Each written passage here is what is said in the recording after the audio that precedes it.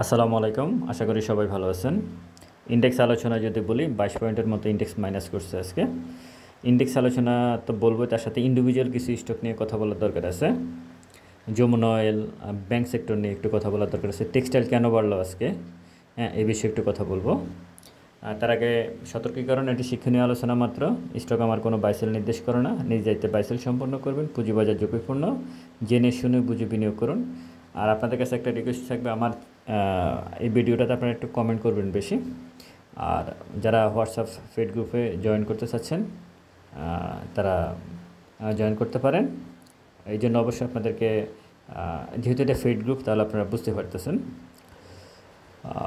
আমি প্রথমেই 805 কোটি টাকা যে লেনদেন সে বিষয়ে কথা বলতে চাচ্ছি। বলিয়াম, City bank, mercantile bank, Dhaka bank, bank Asia, Uttara bank. Bank মানে টোটালি ব্যাংক। এই ব্যাংক দিয়ে, যেমন উত্তরা ব্যাংক অনেক বলিয়াম করছে আজকে, কিন্তু সে 2-3%, সম্ভবত 2.5%-এর মতো তার আজকে প্রাইস কমে গেছে। ঠিক মার্কেন্টাইল ব্যাংকও সেম ক্যাটাগরিতে। সিটি ব্যাংক ভালো করছে, তার ইপিএস Q2 ইপিএস 2-3টা ব্যাংক ইপিএস ভালো আসছে। একটা হচ্ছে prime bank, City bank, bank Asia. এই 3টা ব্যাংকের ইপিএসটা মোটামুটি পজিটিভ আসছে Q2। আর বাকিগুলো একটু ভালো মানের যে ব্যাংকগুলো, তাদের ইপিএসটা একটু খারাপ আসছে। এগুলো সমস্যা না, এগুলো তাদের যে প্রাইস আর ডিভিডেন্ড পলিসি, তাতে ভালো ব্যাংকগুলো অনেক অনেক লোতে আছে এখনও।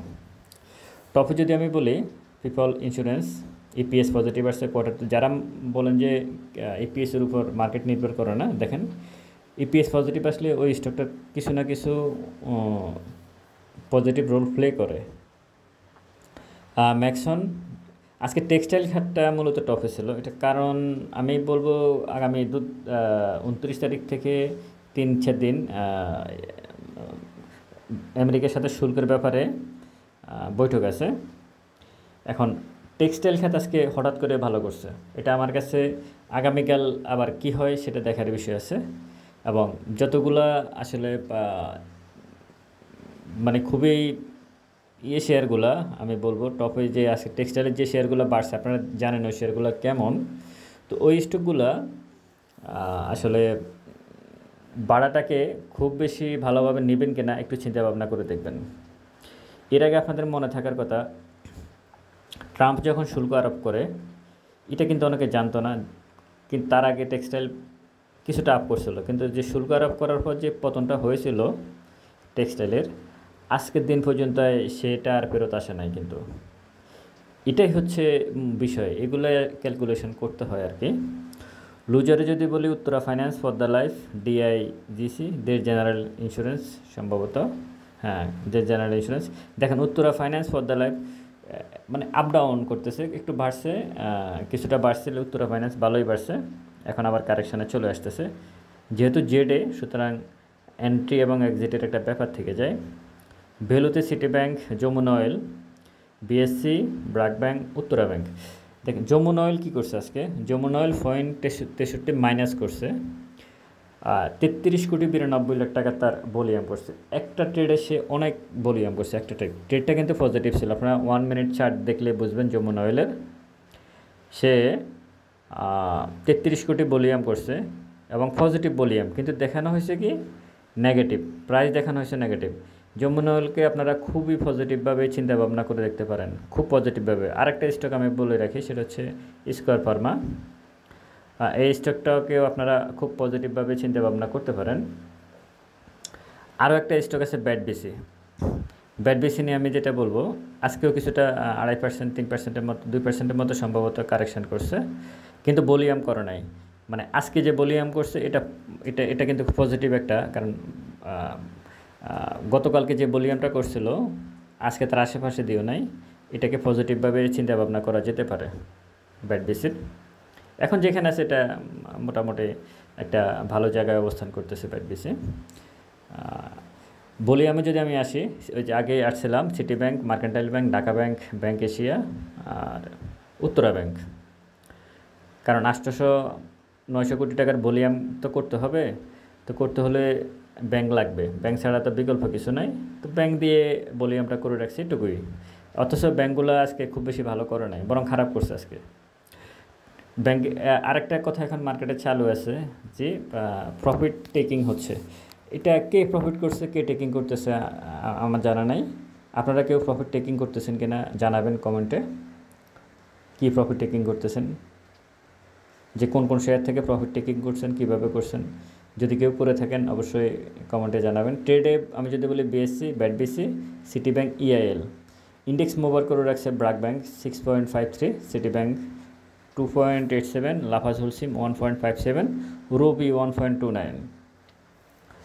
রবি ডিসেম্বর ক্লোজিং একটু পজিটিভ আছে, কিন্তু বিগ ফেড অ্যাফের একটা, এই যে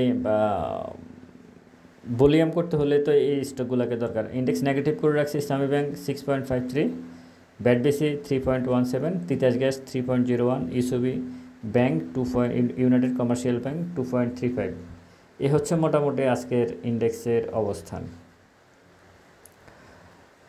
মার্কেট আজকে বৈঠক ছিল একটা, আমি বলছিলাম সকালে যে একটা বৈঠক আছে, ওই যে মাসিক যে বৈঠক সিকিউরিটি এক্সচেঞ্জ কমিশনের সাথে, যারা market, Dhaka stock exchange, CDBL, BSc, বিসেক, সবার সাথে এটা কী বলে বৈঠক আছে আজকে, বৈঠকটা হয়তো হচ্ছে।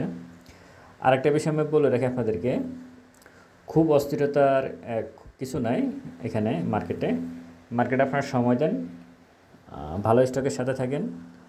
মার্কেট খুব বেশি যে প্রফিট দিচ্ছে এটা মনে করার কোনো কারণ নেই। মানে অনেক প্রফিট দিচ্ছে, আপনি ধরতে পারতেছেন না, প্রফিট হচ্ছে কিন্তু আপনি পাচ্ছেন না, আপনার মন খারাপ না, এরকম হচ্ছে না মার্কেটে। আসলে তেমন কিছু হচ্ছে না, খুব বেশি কিছু হচ্ছে না।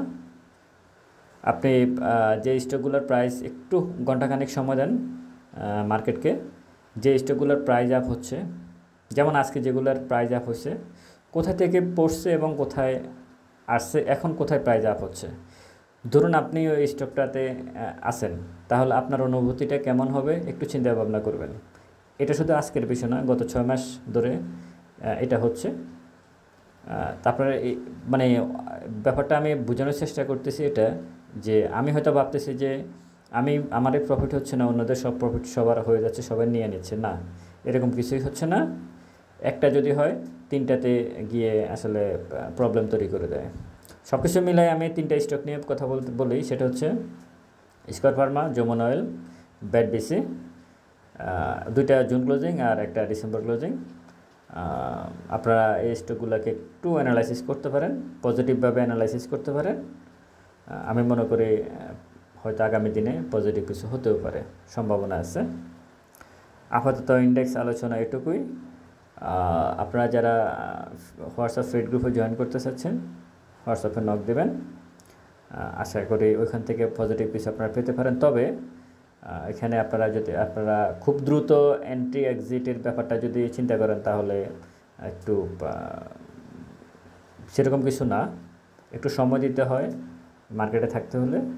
যারা সময় দিতে পারবে তারাই মূলত আমি মনে করি হোয়াটসঅ্যাপ গ্রুপে জয়েন করা উচিত। আর একটা বিষয় বলে রাখি, সেটা হচ্ছে মার্কেট ট্রেডের যে ব্যাপারটা, ট্রেডের এই বিষয়ে আমি বিস্তারিত একটা ভিডিও দেব, শুধু এটুকু বলে রাখি। ট্রেডের ক্ষেত্রে একটা বিষয় আপনারা মাথায় রাখবেন, সেটা হচ্ছে একটা স্টকে আপনি হয় প্রফিট করবেন, না হয় স্টপ লস নেবেন। একটা স্টকের উপসংহার না টানা পর্যন্ত অন্য স্টকে এন্ট্রি নেওয়াই ভালো। মানে আপনি পরপর ট্রেডিং 3টে স্টকে এন্ট্রি নিলে আপনি মাথা এলোমেলো হবে, আর আপনি আসলে লস করার সম্ভাবনাটা বেশি থাকবে। একটা স্টককে টার্গেট করতে হবে, একটা স্টক হয় প্রফিট হবে, না হয় স্টপ লস মেনটেন করতে হবে, ওটাকে কমপ্লিট করে তারপর আরেকটা স্টকে আসতে হবে। আপাতত এইটুকু বললাম ট্রেডের ক্ষেত্রে, বাকিটা বিস্তারিত একটা ভিডিও দিলে আপনারা বুঝতে পারবেন। আমি আবারও বলে রাখি, সেটা হচ্ছে আমার আজকের ভিডিওতে আপনারা একটু কমেন্ট বেশি করবেন, এটা আপনার প্রতি রিকোয়েস্ট। আমার ভিডিওগুলো শেয়ার করবেন। সতর্কীকরণ, এটি শিক্ষণীয় আলোচনা মাত্র। স্টক আমার কোনো বাইসেল নির্দেশ করে না, নেই যাইতে বাইসেল সম্পন্ন করবেন। পুঁজিবাজার ঝুঁকিপূর্ণ, জেনে শুনে বুঝে বিনিয়োগ করুন। ভালো থাকুন সবাই, দোয়া করুন। আসসালামু আলাইকুম।